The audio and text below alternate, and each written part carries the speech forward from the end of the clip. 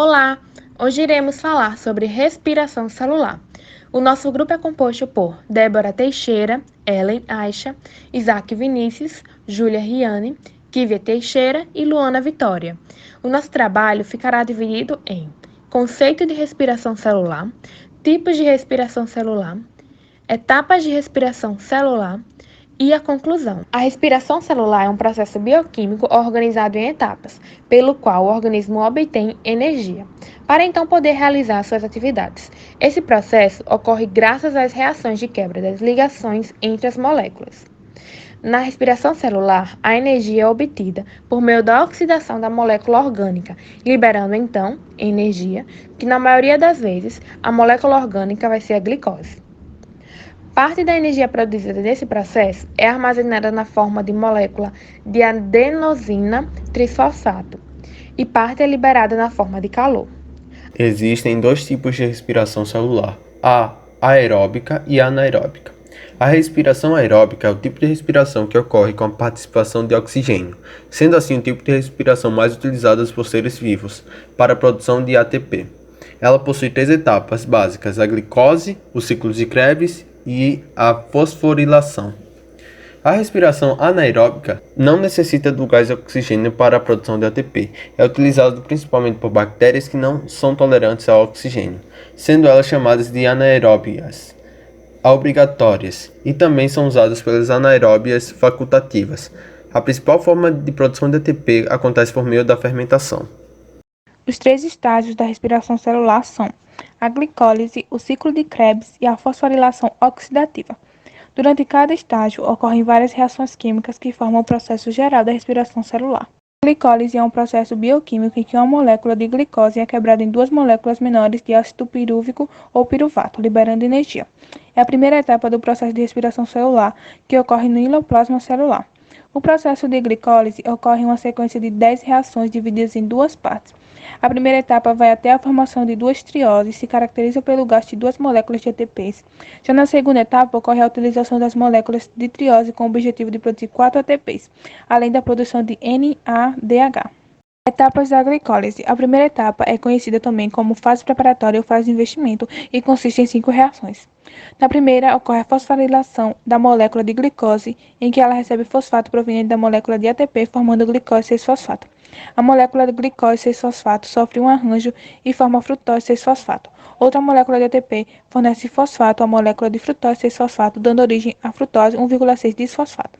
A molécula de frutose 1,6-disfosfato sofre um arranjo com a abertura de seu anel benzeno, originando duas moléculas com 3 carbonos cada uma, gliceraldeído 3-fosfato e dihidroacetona fosfato. A molécula de dihidroacetona sofre um arranjo dando origem a outra molécula de gliceraldeído 3-fosfato.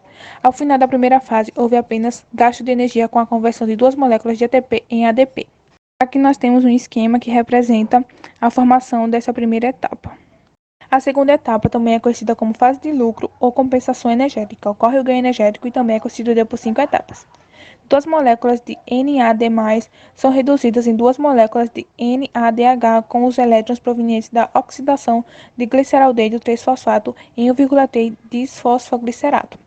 Cada molécula de 1,3-disfosfoglicerato cede um fosfato a uma molécula de ADP, originando assim duas moléculas de ATP e duas moléculas de 3-fosfoglicerato. Ocorre um rearranjo das moléculas de 3-fosfoglicerato, formando 2-fosfoglicerato. As moléculas de 2-fosfoglicerato perdem uma molécula de H2O, originando fosfoenopiruvato. As moléculas de fosfoenopiruvato fornecem um fosfato à molécula de ADP, originando duas moléculas de ATP e duas de piruvato. Aqui nós também temos um esquema que representa essa segunda etapa. Glicólise aeróbica e anaeróbica. A etapa da glicólise ocorre tanto em processos aeróbicos, chamados de respiração celular aeróbica, quanto em processos anaeróbicos, chamados de fermentação. Um dos principais aspectos que diferencia os dois tipos de glicólise é o destino do hidrogênio carregado pelo NAD+. Na glicólise aeróbica, o hidrogênio carregado pelo NADH é guardado e só atua na última etapa do processo de respiração celular. Nesse processo, o hidrogênio será carregado e sua energia será utilizada para sintetizar moléculas de ATP. Diferentemente da glicólise aeróbica, a anaeróbica não guarda os hidrogênios carregados pelo NADH. Sem o oxigênio para ser o último receptor de elétrons, resta ao hidrogênio se ligar ao próprio piruvato. Devido a isso, pode formar ácido lático ou álcool etílico. Importância da glicólise. A glicose é produzida pelos organismos autotrófos e transferida aos heterotrófos por meio das cadeias alimentares. No entanto, para que essa energia seja aproveitada pelos organismos, essa molécula precisa ser degradada por meio da glicólise, que é a via metabólica comum a todos os seres vivos, em que ocorre a decomposição parcial dessas moléculas na presença ou ausência de oxigênio. Ao passo que a molécula de glicose é degradada, a energia liberada é armazenada nas ligações fosfoanídricas de ATP. Nos organismos que fazem respiração celular, após a glicólise ocorrem novas etapas até a degradação total da glicose e há um maior aproveitamento energético com a produção de 32 moléculas de ATP. O processo de glicólise é indispensável para a vida e consiste na via metabólica realizada por diversos tipos celulares. Devido a isso, a glicose é o principal ou a única fonte de energia para o metabolismo celular.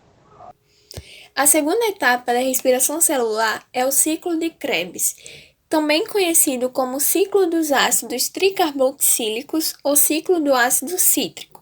Ele é caracterizado por uma série de reações anfibólicas, ou seja, reações anabólicas e catabólicas. Nas células eucariontes, o ciclo de Krebs ocorre na matriz mitocondrial. Já nos organismos procariontes, essa etapa acontece no citoplasma.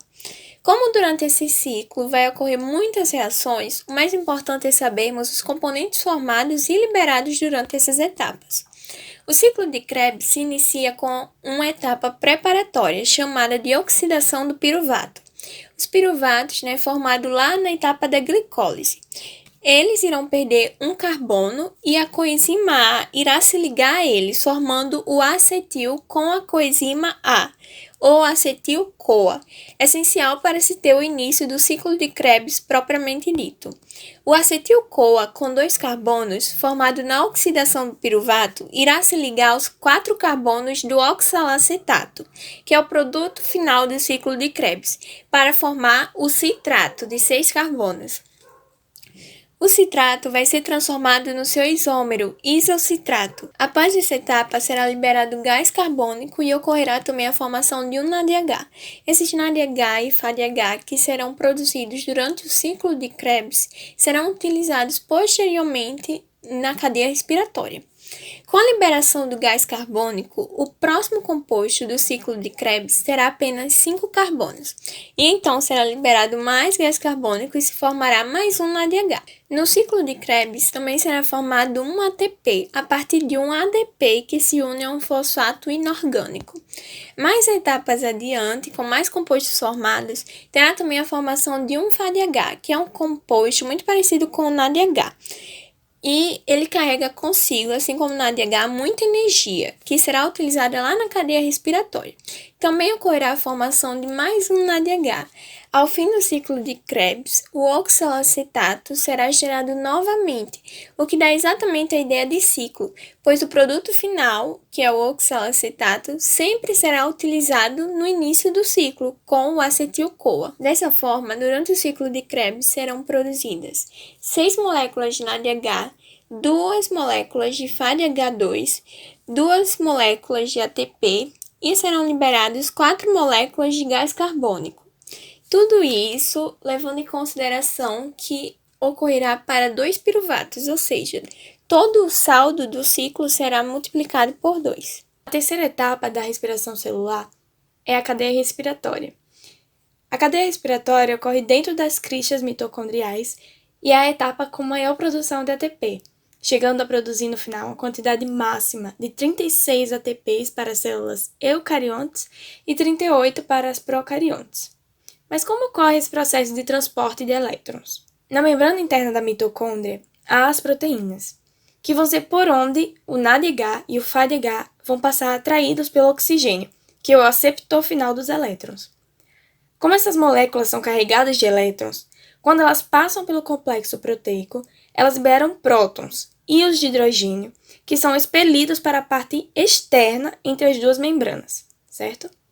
Após isso, os prótons eles vão voltar para dentro da membrana por meio de uma última proteína chamada ATP sintetase, que é essa proteína maior aí da imagem.